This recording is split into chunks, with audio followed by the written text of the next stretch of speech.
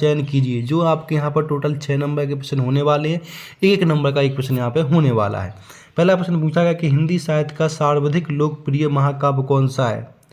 हिंदी साहित्य का सर्वाधिक लोकप्रिय महाकाव्य कौन सा है। पद्मावत है, पृथ्वीराज रासो है, साकेत है, रामचरितमानस है।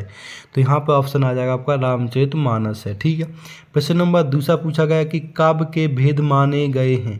काव्य के भेद माने गए, कितने माने गए। 2 माने गए, 3, 4 या 5। काव्य के कितने भेद, काव्य के 2 भेद माने गए हैं। तो यहाँ पर दूसरे का आ ऑप्शन हो जाएगा। प्रश्न नंबर तीसरे की बात कर लेते हैं। तीसरे में क्या पूछा गया। प्रश्न नंबर तीसरे में पूछा गया है कि कबीर दास की रचना है। कौन कौन सी कबीर दास की रचना। साकेत, बीजक, कुरुक्षेत्र या यामा। तो यहाँ पे तीसरे का ऑप्शन आपका आ जाएगा बीजक। ठीक है। प्रश्न नंबर चौथा में पूछा गया है आपसे काजी हौस का चौकीदार लालटेन लेकर आता था। काजी हौस का चौकीदार लालटेन लेकर आता था, सही या गलत। मतलब इसमें बताना क्या ऑप्शन आपका होने वाला है। मारने, खाना देने, हाजिरी लेने या पानी देने, क्या करने आता था। तो इसका ऑप्शन आ जाएगा हाजिरी लेने। क्या आता था, हाजिरी लेने आता था। प्रश्न नंबर 5 की बात करें। प्रश्न नंबर 5 में क्या पूछा। प्रश्न नंबर 5 में आपसे पूछा गया है इस जल प्रलय में पाठ की विधा है। इस जल प्रलय में पाठ की विधा कौन सी विधा है। कहानी, रिपोर्टाज, उपन्यास, नाटक। तो यहाँ पे क्या आ जाएगा आपका, इसमें आपका आ जाएगा रिपोर्टाज। क्या आ जाएगा, रिपोर्टाज आपका यहाँ पे आ जाएगा। प्रश्न नंबर 6 में पूछा गया आपसे एकांकी में अंक होता है। एकांकी में कितना अंक होता है। 1, 3, 5, एक भी नहीं। तो यहाँ पे आ जाएगा 1। एकांकी में कितना होता है, 1 यहाँ पे आपका हो जाएगा। तो यहाँ पे आप देख सकते हैं कि आपके पूरे के पूरे जो यहाँ पे क्या होता है सही विकल्प पूछे गए थे वो सारे के सारे मैंने करा दिए। इनका आंसर आपको PDF के माध्यम से मिल जाएगा। अब हम बात करने वाले दूसरे प्रश्न की। तो दूसरे प्रश्न में चलते हैं। तो यहाँ पे आपके सामने दूसरा प्रश्न क्या आ जाता है उसकी यहाँ पे हम बात कर लेते हैं। तो यहाँ पे आपको दूसरा प्रश्न स्टार्ट होता है जिसके अंदर आपको रिक्त स्थान भरने हैं। इनका रिक्त स्थान का पूरा जो PDF आपको PDF में दिख जाएगा। यहाँ पे आपके 2 प्रश्न कट चुके हैं, उनके मैं आंसर आपको यहाँ पे बता देता हूँ। बाकी के आंसर जो प्रश्न उसका बनने वाला वो आपको PDF में मिल जाएगा। तो यहाँ पर जो पहला आपका प्रश्न यहाँ पे बनने वाला, पहला प्रश्न देख लीजिएगा। तो पहला प्रश्न आपका यहाँ पे बनने वाला है जिसमें आपको पहले प्रश्न में क्या लिख देना है। पहले प्रश्न में आपको यहाँ पे लिख देना भक्ति काल। क्या लिख देना है यहाँ पे पहले प्रश्न में, भक्ति काल आपको लिख देना खाली स्थान के। ठीक है। इसके बाद दूसरे वाले में आपको यहाँ पे क्या, दूसरे वाले में आपको लिख देना यहाँ पे साहेब। क्या भर देना है दूसरे वाले में, दूसरे वाले में आपको यहाँ पे साहेब भर देना। तो इस तरह से आपका 2 और 1 पूरा का पूरा हो जाता है। अब हम बात करने वाले हैं तीसरे की। तीसरे खाली स्थान में क्या भरने वाले, तीसरे को देख लीजिएगा। तो तीसरे में आपसे पूछा गया कि रामचरितमानस खाली स्थान क्या है। महाकाव्य, खंडकाव्य या असंख्य नायक है। क्या है आपका, तो तीसरे में आपका यहाँ पे आ जाएगा महाकाव्य। क्या लिख दोगे आप यहाँ पे तीसरे में, महाकाव्य लिख दोगे। चौथे में मात्रिक छंद में खाली स्थान की गणना की जाती, कैसे की जाती, मात्राओं की, शब्दों की या फिर वर्णों की। तो यहाँ पे आ जाएगी मात्राओं की गणना की। किसकी गणना की जाती है, मात्राओं की गणना की जाती है। प्रश्न नंबर 5 में पूछा गया कि बे वाले शब्दांश जो शब्द बनते समय आरंभ में लगते हैं खाली स्थान कहलाते प्रत्यय, उपसर्ग, विलोम। क्या कहलाते हैं, उपसर्ग कहलाते। क्या आ जाएगा, उपसर्ग आ जाएगा। ठीक है। प्रश्न नंबर 6 में क्या पूछा गया। प्रश्न नंबर 6 से पूछा गया कि यहाँ पे करुण रस का स्थायी भाव होता है रति, शोक, क्रोध। क्या हो जाएगा, शोक। तो इस तरह से आपके पूरे के पूरे यहाँ पे रिक्तदान हो जाते। अब हम बात करने वाले सही जोड़ी की। यहाँ पे मैचिंग मिलाने वाले हैं। तो मैचिंग को आपको यहाँ पर ध्यान से देख लेना है। जो आपका यहाँ पर तीसरा नंबर का प्रश्न यहाँ पे होने वाला, तो मैचिंग को आप ध्यान से देख सकते हैं। तो यहाँ पर मैचिंग की मैं बात करने वाला हूँ। तो यहाँ पे देख लीजिएगा। प्रश्न नंबर जो तीसरा आपका यहाँ पे बनता है इसके अंदर पूछा गया कि निम्नलिखित जोड़ियों का सही मिलान कीजिए जो आपके यहाँ पर 6 नंबर की होने वाली हैं। आपको आ और बा को यहाँ पर पूरा का पूरा मैच कर लेना। तो यहाँ पर देख सकते हैं आ और बा को आपको पूरा का पूरा यहाँ पे मैच करना है। तो पहला आप देख लीजिएगा। जो पहली आपकी यहाँ पे मैचिंग होने वाली है वो आपकी यहाँ पे जहाँ पे पूछा गया कि लहसा की ओर, लहसा की ओर। तो आपका यहाँ पे क्या आ जाएगा, राहुल संकृत्यापन। ठीक है, 4 ऑप्शन हो जाएगा। दूसरे में पूछा गया माखन लाल चतुर्वेदी। तो माखन लाल चतुर्वेदी का आपको आ जाएगा एक भारतीय आत्मा। प्रश्न नंबर तीसरे में पूछा गया कि रस के अंग। क्या पूछा गया यहाँ पे, रस के अंग। तो यहाँ पर तीसरे का आपका यहाँ पे हो जाएगा, क्या हो जाएगा, तीसरे का आपका यहाँ पे हो जाएगा 4। कितने, 4 लगा देने। प्रश्न नंबर चौथे में आपसे पूछा गया यहाँ पे चौथे का क्या हो जाएगा आपका यहाँ पर, चौथे का आपका यहाँ पर हो जाएगा घा, जिसमें 3 भर देना। ठीक है। प्रश्न नंबर 5 में यहाँ पे पूछा गया कि पंचवटी, पंचवटी का क्या हो जाएगा, पंचवटी का आपका यहाँ पे हो जाएगा, तो पंचवटी में आपको यहाँ पे क्या क्या भर, पंचवटी में आपको भर देना खंड का, क्या भर देना, खंड का। इसका 6 वाले में घर का नौकर, घर का नौकर आपको यहाँ पे भर देना खा, जिसमें आपका आ जाएगा रतन। ठीक है। तो इस तरह से मैचिंग को आपको पूरा का पूरा यहाँ पे मैच कर लेना। मैचिंग मैंने पूरी की पूरी आपको यहाँ पे बता दी है। अब हम बात करने वाले नेक्स्ट क्वेश्चन। तो नेक्स्ट क्वेश्चन आपके यहाँ पे क्या पूछा गया उसकी यहाँ पे हम बात करने वाले। तो नेक्स्ट क्वेश्चन आपसे यहाँ पे पूछा गया 4th नंबर प्रश्न। 4th वाले प्रश्न में क्या पूछा गया वो भी यहाँ पे बात कर लेते। प्रश्न नंबर 4 में पूछा गया कि निम्नलिखित प्रश्नों के उत्तर एक वाक्य में लिखे। जो 6 प्रश्न पूछे जाने वाले, 6 नंबर के आपके प्रश्न होने वाले, 1 नंबर का 1 प्रश्न। तो पहला प्रश्न पूछा गया कि रस खान किसके अन्याय भक्त थे, रस खान किसके अन्याय भक्त थे। तो यहाँ पे पहले का आपका आ जाएगा श्री कृष्ण, क्या आ जाएगा, श्री कृष्ण आ जाएगा। ठीक है, पहले का। प्रश्न नंबर दूसरे में क्या पूछा गया, दूसरे में पूछा गया कि साहित्यिक पुरखे किसे कहा गया है, साहित्यिक पुरखे किसे कहा गया है। दूसरे का आपका आ जाएगा मुंशी प्रेमचंद, क्या आ जाएगा यहाँ पे, मुंशी प्रेमचंद, क्या आ जाएगा, मुंशी प्रेमचंद कर लेना आपको यहाँ पे। प्रश्न नंबर तीसरा देखेंगे। प्रश्न नंबर तीसरे पूछा गया कि समास कितने प्रकार के होते हैं, समास कितने प्रकार के होते हैं। तो आपको यहाँ पर लिख देना है 6 प्रकार के, कितने प्रकार के, 6 प्रकार के होते हैं। ठीक है। प्रश्न नंबर बात करने वाले यहाँ पे 4th की। 4th में पूछा गया कि जहाँ काव्य का आधार वाक्य, आधार शब्द होता है वहाँ कौन सा अलंकार होता है। तो इसमें आ जाएगा शब्द अलंकार, कौन सा आ जाएगा यहाँ पे, शब्द अलंकार आपका यहाँ पे आ जाएगा। ठीक है, प्रश्न नंबर 4th में। प्रश्न नंबर 5th में क्या पूछा गया, प्रश्न नंबर 5th में पूछा गया कि लोक में प्रचलित उक्ति क्या कहलाती है, लोक में प्रचलित उक्ति क्या कहलाती है।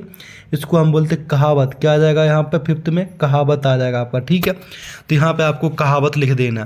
प्रश्न नंबर 6 में पूछा गया कि शादी के बाद लेखिका मृदुला गर्ग कहाँ रहने लगी, शादी के बाद लेखिका मृदुला गर्ग कहाँ रहने लगी। तो यहाँ पे लिख देना आपको बिहार के एक कस्बे, बिहार के एक कस्बे में, जिसका नाम क्या था, जिसका नाम था प्रायमिया, क्या था, प्रायमिया लिख देना आप। यहाँ पे आप लिख देना, आपको क्या बोलता हूँ, प्रायमिया के नगर में रहती थी। तो यहाँ पे इस तरह से आपके ये 4th वाला प्रश्न पूरा का पूरा हो जाता है। इस 4th प्रश्न को भी आपको यहाँ पे अच्छे से कर लेना है। अब हम बात करने वाले नेक्स्ट प्रश्न की। तो नेक्स्ट प्रश्न आपको यहाँ पे आ जाता है, उसकी हम यहाँ पे बात करने वाले हैं। तो नेक्स्ट प्रश्न आपको यहाँ पे बनता है 5th, जिसके अंदर आपसे पूछा गया उसकी हम बात कर लेते हैं। तो प्रश्न नंबर 5 में पूछा गया निम्नलिखित कथनों में से सत्य अथवा असत्य छाँट कर लिखिए, जिसमें 6 प्रश्न पूछे जाने वाले और 6 नंबर के प्रश्न आपके यहाँ पे होने वाले हैं। तो पहला प्रश्न क्या पूछा गया, हम उसकी बात कर ले। तो यहाँ पर देख लीजिएगा आप, यहाँ पर पहला प्रश्न क्या पूछा गया है आपसे। तो यहाँ पर पहला प्रश्न आपसे पूछा गया कि सुमित्रा नंदन पंत प्रगति प्रेमी कवि थी, सही या गलत। तो एकदम सही आ जाएगा आपका यहाँ पर। प्रश्न नंबर दूसरे में खंड काव्य की कथा वस्तु विस्तृत होती है, सही या गलत। ये आपका असत्य हो जाएगा। प्रश्न नंबर तीसरे में लॉरेंस को कबूतर से प्रेम था, सही या गलत। ये एकदम गलत हो जाएगा आपका। प्रश्न नंबर 4 में विचार विनिमय के माध्यम को भाषा कहते हैं, ये आपका सही हो जाएगा। प्रश्न नंबर 5 में विभीषिका से तात्पर्य भयंकरता से है, सही या गलत। ये आपका एकदम सत्य हो जाएगा। प्रश्न नंबर 6 में पूछा गया कि राम स्वरूप की पत्नी का नाम प्रेमा था, राम स्वरूप की पत्नी का नाम प्रेमा था। ये भी बात एकदम सही है। तो इस तरह से आपका 5th वाले सत्य असत्य पूरे के पूरे मैंने करा दी गई, तो इनको भी आपको अच्छे से याद कर लेना है। अब हम बात करने वाले प्रश्न नंबर 6 में, जिसमें पूछा गया कि छायावाद की कोई 2 विशेषताएं लिखिए, जो आपका 2 नंबर का प्रश्न होने वाला है। या फिर इसका अथवा वाला प्रश्न भी कर सकते हैं। अथवा वाला प्रश्न देख लीजिएगा आप यहाँ पे, जिसमें पूछा गया कि पद साहित्य के इतिहास को कितने भागों में विभाजित किया गया, इनके नाम लिखिए। प्रश्न नंबर 7 में पूछा गया कि सुमित्रा नंदन पंत अथवा माखनलाल चतुर्वेदी के भाव सौंदर्य की 2 विशेषताएं लिखिए। इन दोनों में से किसी एक की आपको भाव सौंदर्य की विशेषताएं लिखनी है 2, जिसके आपको यहाँ पर 2 नंबर मिल जाएंगे। प्रश्न नंबर 8 में कवि माखनलाल चतुर्वेदी को कोयला से ईर्ष्या क्यों हो रही है। अथवा वाला प्रश्न इसमें पूछा गया कि कावित्री ललगद्र का घर जाने की इच्छा से क्या तात्पर्य। इन दोनों में से किसी एक को आपको यहाँ पे कर लेना है। प्रश्न नंबर 9 में पूछा गया है, अब हम बात करने वाले प्रश्न नंबर 9 की। प्रश्न नंबर 9 में पूछा गया आपसे अरहर और सनई के खेत, अरहर और यहाँ पे क्या होता है, अरहर और क्या होता है सनई के खेत कभी पंत को कैसे दिखाई देते हैं। या फिर अथवा वाला प्रश्न देखिए, इसमें पूछा गया है कि लता ने बादल रूपी मेहमान को किस तरह देखा और क्यों। लता ने बादल रूपी मेहमान को किस तरह देखा और क्यों। इन दोनों में से कोई एक प्रश्न आपको यहाँ पे कर लेना है। प्रश्न नंबर 10 की बात करने वाले प्रश्न नंबर 10 में पूछा गया कि छंद किसे कहते हैं, छंद के प्रकारों के नाम लिखिए। या अथवा वाले में रस किसे कहते हैं, रस के अंगों के नाम लिखिए। इन दोनों में से कोई एक आपको प्रश्न कर लेना है यहाँ पर, ठीक है। इसके प्रश्न नंबर 11 में पूछा गया कि अनुप्रास अलंकार की परिभाषा उदाहरण सहित लिखिए। या फिर अथवा वाला प्रश्न जिसमें महाकाव्य और खंड काव्य में कोई दो अंतर लिखिए। इन दोनों में से किसी एक को आपको यहाँ पर लिख लेना है, ठीक है। प्रश्न नंबर 12 की बात करने वाले प्रश्न नंबर 12 को आप देख लीजिएगा। तो प्रश्न नंबर 12 में आपसे यहाँ पर पूछा गया है कि प्रश्न नंबर 12 में आपसे पूछा गया है, यहाँ पे देख लीजिए प्रश्न नंबर 12 को, जिसमें पूछा गया है कि एकांकी विधा की कोई दो विशेषता लिखिए। या फिर अथवा वाला प्रश्न में कहानी और उपन्यास में कोई दो अंतर लिखिए। इन दोनों में से कोई एक आपको यहाँ पे कर लेना है। प्रश्न नंबर 13 देखेंगे। प्रश्न नंबर 13 में आपसे पूछा गया है कि मुंशी प्रेमचंद और अथवा महादेवी वर्मा की भाषा शैली की विशेषताएं लिखिए।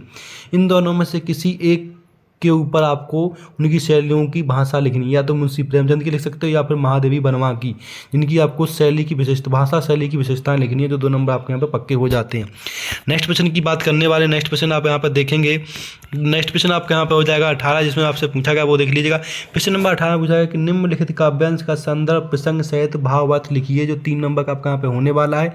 इसमें आपको एक प्रश्न दे रखा है, उसका संदर्भ प्रसंग और सहित व्याख्या भावार्थ लिखनी है। इन दोनों में से कोई एक प्रसंग आप यहाँ पे कर सकते हैं। प्रश्न नंबर आपका 18 हो जाएगा।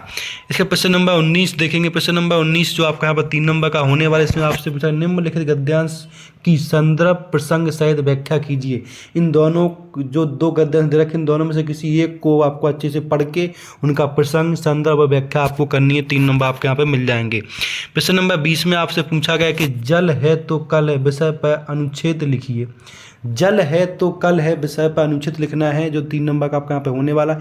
या फिर अथवा वाला प्रश्न जिसमें वार्षिक परीक्षा की तैयारी पर पिताजी के लिए एक संवाद को लिखें। दोनों में से कोई एक आपको यहाँ पे कर लेना है। प्रश्न नंबर आपके यहाँ पे 21 होता है, जिसमें पूछा गया निम्नलिखित अपठित काव्यांश अथवा गद्यांश को पढ़कर नीचे लिखे प्रश्नों के उत्तर लिखिए। तो आपके सामने नीचे एक काव्यांश दे रखा है। इस काव्यांश को पढ़कर नीचे दिए गए प्रश्नों को आपको उत्तर देना है, जो आपको यहाँ पर 4 नंबर का ये होने वाला है। तो इसको आपको पढ़ लेना है। देख सकते हैं आप यहाँ पे 21 वाला प्रश्न है। इसके जो यहाँ पर काव्यांश, इस काव्यांश को पढ़ के नीचे दिए गए प्रश्नों के आपको यहाँ पे आंसर देने। इसमें पूछा गया पहला कि उपयुक्त इसका शीर्षक बता देना है। दूसरा पूछा गया मानव जीवन के लिए मनोरंजन क्यों आवश्यक है। तीसरा पूछा गया उपयुक्त गद्यांश का सारांश लिखिए। उपयुक्त क्या होता है, गद्यांश का सारांश लिख देना आपको यहाँ पे। तो 21 का प्रश्न हो जाता है। या फिर अथवा वाला प्रश्न कर सकते हैं। अथवा वाला प्रश्न भी आपको दे रखा है। इस ऊपर वाले गद्यांश को पढ़कर नीचे दिए गए प्रश्नों का आपको यहाँ पे आंसर दे देना है। तो यहाँ पे आप देख सकते हैं। तो इस गद्यांश को पूरा पढ़ के आपको इस नीचे दिए गए प्रश्नों के आंसर दे सकते हैं। नेक्स्ट प्रश्न आपका यहाँ पे बनता है 22 नंबर प्रश्न। 22 नंबर प्रश्न में आपसे पूछा गया है कि अपने विद्यालय के प्रचार को शाला शुल्क मुक्ति हेतु आवेदन पत्र लिखना है। तो ऊपर वाले में आवेदन लिखना, नीचे वाले में आपको एक लेटर लिखना है। इन दोनों में से कोई एक कर लेना, जो आपका यहाँ पर 4 नंबर का हो जाता है। जिसमें आपको यहाँ पे पूछा गया कि कालीन शहर के लाभ बताते हुए अपने छोटे भाई को पत्र लिखना। मतलब कि सुबह जो कालीन शहर के लाभ क्या होते वो अपने भाई को पत्र के माध्यम से बताने हैं।